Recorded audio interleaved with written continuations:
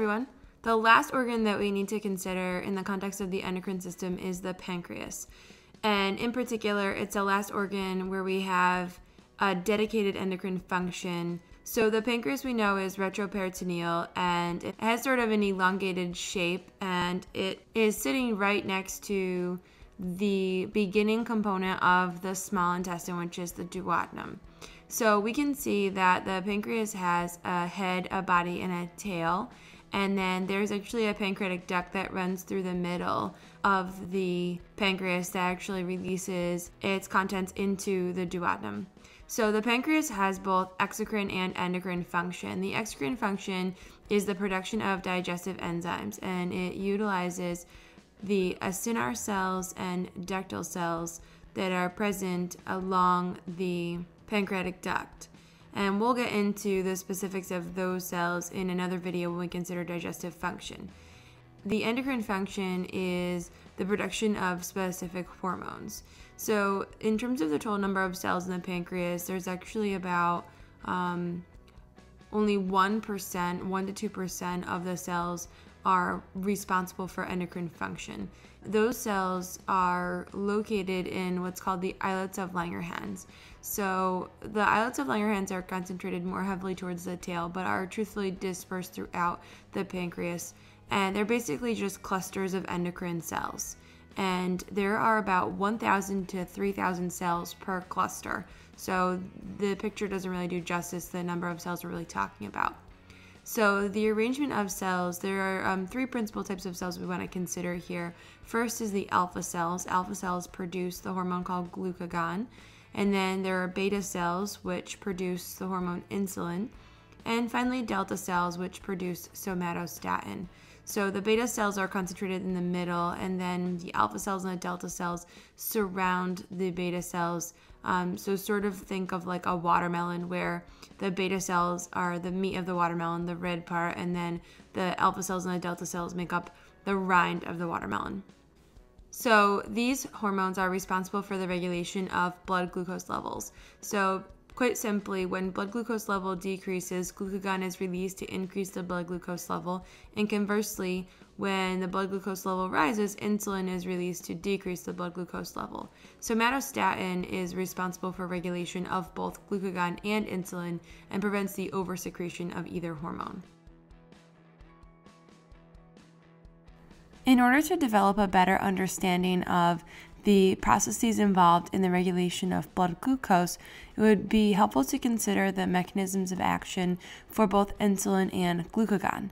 So we'll start with insulin, and we note that insulin is produced in the beta pancreatic cells. So of course we have a nucleus, endoplasmic reticulum, Golgi apparatus. Those structures are necessary for protein synthesis, and insulin is an example of a protein. So insulin is initially produced as a pre-proinsulin and then becomes proinsulin, and then it becomes insulin. And then once it's modified in the Golgi, it will be stored in secretory granules. And the insulin is just sort of waiting for the proper stimulus in order for it to be released into the bloodstream. So in order for insulin to know that it needs to be released, we need to have some type of message that the glucose level in the plasma is high. So there are actually GLUT2 transporters in the membrane of the beta cells, and these transporters are responsible for glucose transport into the cell by way of facilitated diffusion. They're actually carrier proteins. When the glucose level in the cell rises, we'll actually have glucose metabolism, just as we would with any other cell, glycolysis, Krebs cycle, oxidative phosphorylation, and generation of ATP. The increased level of ATP communicates with a potassium channel. So this particular channel is an ATP-sensitive potassium channel that is present in the membrane, and it's actually a ligand-gated channel, but the ligand binding occurs on the inside of the cell. So when there is an elevation of ATP, the ATP binds to the potassium channel, and it actually causes the potassium channel to close.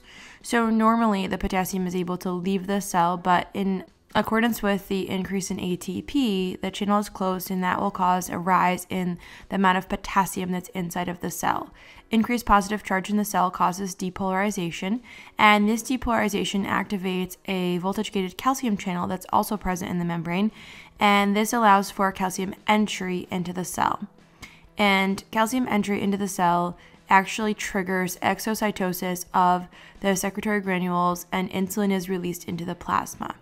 So insulin is a water-soluble hormone that travels in the bloodstream unbound, and when it arrives at its target cell, it's able to bind to its receptor. So let's take a look at the target cell. The target cell is typically a skeletal muscle cell or an adipose cell, and inside of these cells, among all the other structures, we have these GLUT4 transporters that are stored in vesicles. So the insulin binds to the insulin receptor. It works by second messenger, so we have a cascade of reactions that occur, and this allows the GLUT4 transporter to be transported to the membrane. When the GLUT4 transporter is sitting in the membrane, glucose is able to transport into the cell easily by facilitated diffusion.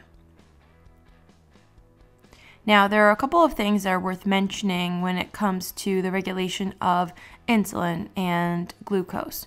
So first of all, a decrease in glucose entry into the beta cell will in turn cause a decrease in the release of insulin. And when the insulin is unavailable at the insulin receptor on the target cell, the GLUT4 transporter is removed from the membrane and it remains in the vesicle where it originally started until the next time the insulin is secreted.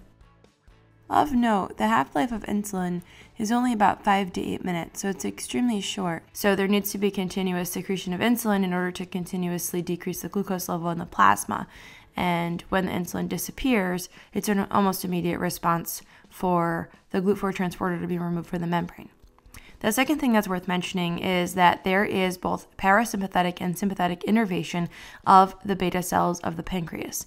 So the muscarinic acetylcholine receptor is present in the beta pancreatic cell and responds to the presence of acetylcholine binding. And of course, it works by a second messenger, and the action that follows is stimulation of insulin release, which makes sense because parasympathetic innervation is associated with digestion and utilization of nutrients immediately post-meal, and so therefore parasympathetic innervation should increase insulin release. We also have alpha-2 receptors that are present in the membrane that respond to sympathetic activation, and so release of epinephrine or norepinephrine from the sympathetic neurons will bind to the alpha-2 receptor, and the effect here is also by second messenger but is inhibition of insulin release. And we can associate this with many different things, but for example, disease states such as sepsis is often associated with elevated glucose levels, and this could be one possible explanation. The last thing I want to mention is the different types of disease states that might affect insulin release and availability at the target cell. So type 1 diabetes mellitus is associated with autoantibodies that destroy beta pancreatic cells. So it's an autoimmune disease where the beta pancreatic cells are destroyed and unable to produce any insulin. So therefore, insulin has to be supplemented through injection. And type 2 diabetes mellitus is associated with an increase in the size of adipose cells relative to the number of insulin receptors. So if the size of the cell gets bigger, the surface area is larger and the inside of the cell is larger, but if the number of insulin receptors don't change, then the target cell is going to not have enough entry of glucose into the cells to sustain its needs, and therefore it appears that we have insulin resistance. All right, next let's consider the mechanism of action for glucagon. You'll notice that there are quite a few similarities between the regulation of glucagon and the regulation of insulin. In fact, in some cases, they just have exact opposite effects. So we recall that glucagon is produced in the alpha pancreatic cells, and so in the same way that the beta pancreatic cells have a nucleus and endoplasmic reticulum and Golgi apparatus, the alpha pancreatic cells do as well, and in this case they're going to produce pre-pro-glucagon that will eventually be enzymatically broken down to become glucagon, the active form of the hormone, and it's also stored in little vesicles or granules inside of the alpha pancreatic cells. We also notice the presence of a glucose transporter in the membrane of the alpha pancreatic cell, and instead of GLUT2, this particular transporter is GLUT1. I'm not sure if we mentioned this previously, but the other location where GLUT1 transporters are commonly found is red blood cells. So the glucose can be transported into the cell via the GLUT1 transporter, but we want to keep in mind that in the case of glucose, elevation, glucagon will not be secreted. The purpose of glucagon is to raise blood glucose, so a decrease in glucose entry into the alpha pancreatic cell is what we're really looking for in order to explain the process that triggers the release of glucagon. So we'll have a very tiny amount of glucose that maybe enters into the cell, and as a result, we're not producing a significant amount of ATP. And because the production of ATP is low, we'll have a sort of a different response in terms of the ion channels. So we see again that potassium ion channel that is ligand gated, and ATP is what's responsible for closing it. So the ion channel is open normally, and then we have baseline potassium exit. And when we don't have our ATP, the potassium channel doesn't close. So we'll have potassium exit, and then we have depolarization, sodium entry, which in turn leads to calcium entry. And then we have exocytosis of the granules containing glucagon, and therefore glucagon is able to enter the bloodstream. So just something, to keep in mind is that the steam channels are present, but the opposite effect is happening here. We're not depolarizing the cell from limiting potassium exit. In fact, we're allowing potassium exit, and we're depolarizing the cell from sodium entry instead. The glucagon in the bloodstream is able to circulate in an unbound fashion. It's water soluble because it's a protein peptide hormone, and so it's just able to float along in the blood, and it is actually going to the target cell, which in this case is largely hepatocytes. So hepatocytes are liver cells, and one thing that we'll talk about soon is the fact that the blood flow to the pancreas and to many of the other digestive organs is going to travel sort of on the superhighway directly to the liver via something called the hepatic portal system. So the glucagon is going to travel to the hepatocytes, and actually the liver degrades about 80% of the glucagon in the first pass. So the first time the blood passes through. So let's just talk a little bit about what happens at the target cell with the arrival of the glucagon. So we have a glucagon receptor in the membrane of the hepatocyte, and it's actually a G protein coupled receptor, which the insulin was not. The insulin utilized second messenger, but it wasn't a GPCR. So just something to keep in mind. So the glucagon is going to bind to the glucagon receptor. We'll get a cascade of reactions that result in the generation of cyclic AMP as a second messenger. And the cyclic AMP will cause another cascade of reactions. So it's actually one of the more complicated pathways that is happening in the body, and we're not going to describe it in detail. We just want to say that there are two important functions that are going to happen with the generation of cyclic AMP. One is glycogenolysis, which is the breakdown of glycogen, basically the release of glucose from the glycogen polymers, and then also something else called gluconeogenesis, which is synthesis of new glucose from non-carbohydrate precursors. So things like amino acids and lipids can contribute to the production of glucose via some complicated chemical reactions. So both things are going to lead to an elevation of glucose in the hepatocyte, which in turn, the glucose will be released into the bloodstream, because remember, the blood glucose was low, and so that's why we have this hormonal activity in the first place.